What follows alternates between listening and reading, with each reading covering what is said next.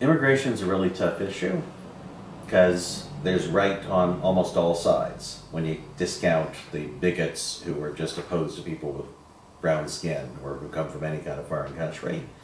I talked to a residential construction contractor in Baker City a few weeks ago, and he said, look, I don't have a bigoted bone in my body, but I used to pay my guys $20 an hour and I bid on jobs and I get jobs. Now I can't get jobs because other folks are hiring people without documentation and they're willing to work for nothing. So my competitors get the jobs. And I can't look at that guy and tell him that he's lying. On the other hand, I agree with most Oregonians, most Americans, that you can't just take 12 million people live in the country and pick them up and throw them across the border. So this is not an issue to which there are easy answers. And I think that the proposal Congress was looking at earlier this year wasn't really all that bad.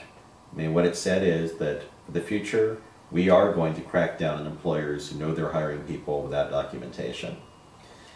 And for the folks that have been here working hard for years, who haven't been committing crimes other than the fact they were here without documentation, well, if they're willing to pay back taxes, assuming they owe any taxes, a lot of them have in fact been paying taxes all along, if they're willing to pay some sort of fine to acknowledge the fact that they were here without documentation, then we'll provide some sort of method for some of them to attain citizenship or some form of legal residence.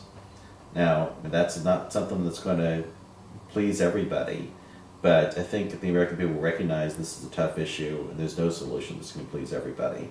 We're just going to have to muddle our way through and come up with something that makes some kind of sense for most people.